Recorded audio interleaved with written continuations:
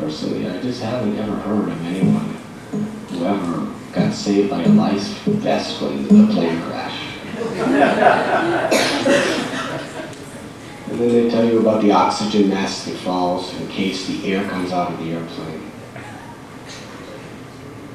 And how to put it on.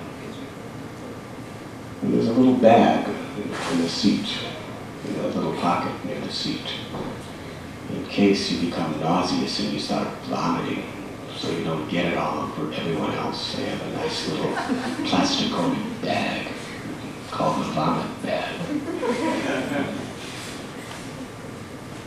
So as soon as you get into an airplane, if you're actually attentive about what they're saying,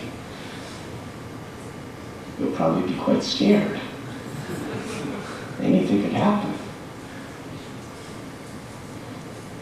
You're entrusting your life and your entire family's life in the hands of the pilot, and you don't even know who he is.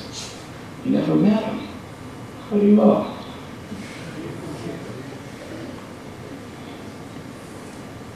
And just to get on that plane, so much security, they take off your shoes. They put metal detectors on you.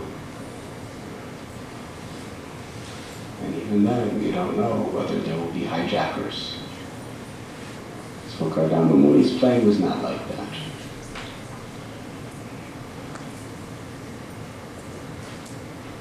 It went by mantra. He just chanted a mantra and created it. And just by chanting mantras, you can go anywhere you want. There you go. That's technology. And some maybe people may think this is mythology, this is impossible. How is it possible? This kind of idea is very narrow-mindedness. Because actually, a few hundred years ago, in Europe or America, if someone talked about a television, or a radio, or a telephone, what would people think? That within an instant, you could talk to someone in India or China from Texas. Just talk. They would say, impossible, mythology.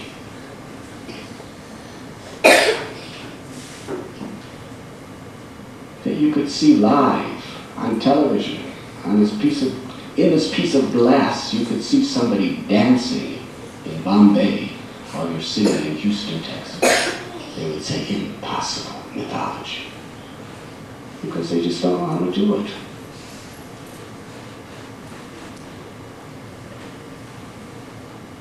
Near Dayton, Ohio, there was the Wright brothers. And they had this dream of flying. And everybody, the people in Ohio, they thought these men were insane. There were people who admit them in mental hospital. Flying is for the birds. Man can't fly. This is nonsense. Well, and now, it's just part of normal life. Everyone just flies.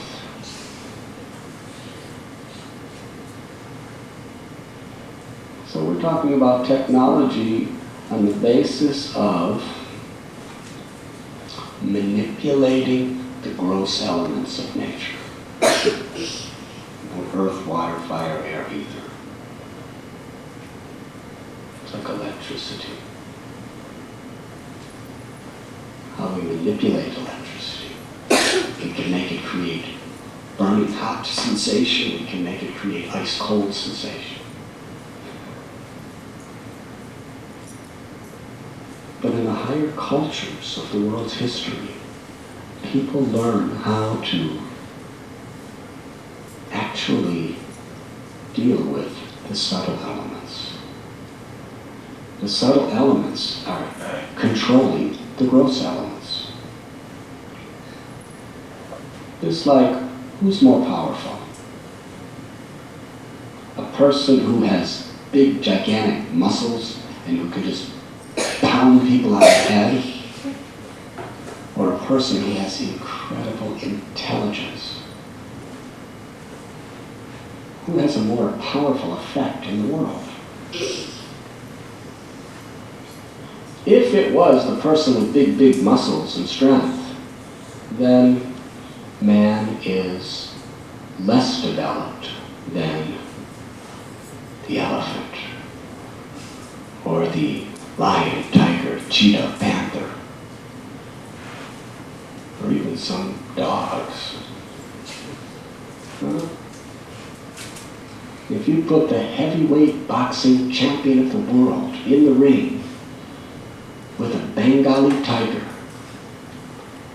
how many rounds do you think he would last?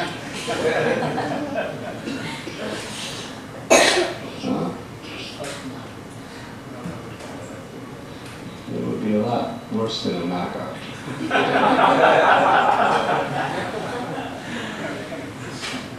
By the count of 10, you wouldn't even be able to find him.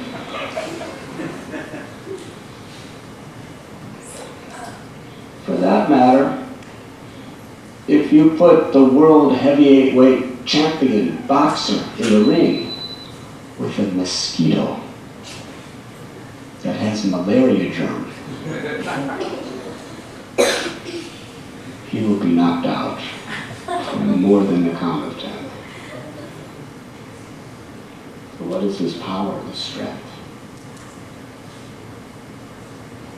I have seen elephants. They just, Guruvayur, have many of you been to Guruvayur? Kerala? I have seen elephants there. They just put their trunk around a tree and just pull it right out to the ground. Like, and the roots come along with it. And then they just throw it.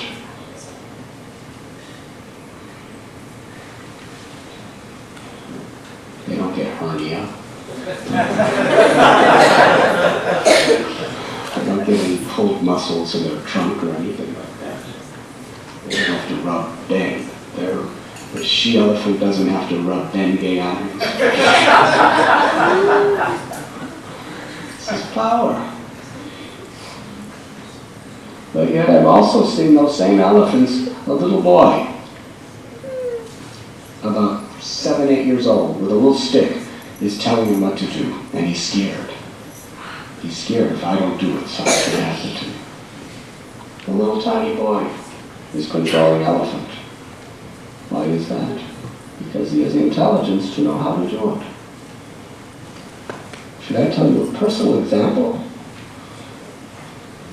Long ago, I was walking through the mountains of Nepal, and there was a foreign tourist.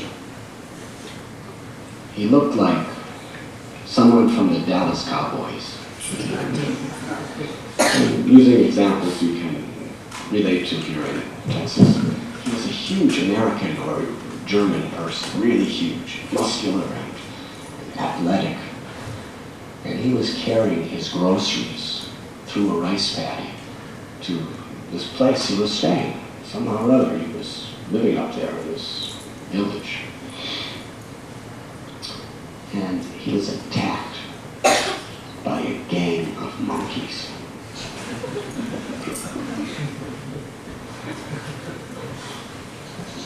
It was one of those street gangs, monkeys, and they surrounded him. And monkeys are expert, because to win a fight, it has a lot to do with psychology. It's not just strength. You see, in Mahabharata, before two people start fighting, they always begin to criticize each other and tell each other what they're going to do to them. Have you noticed that? It's always like that.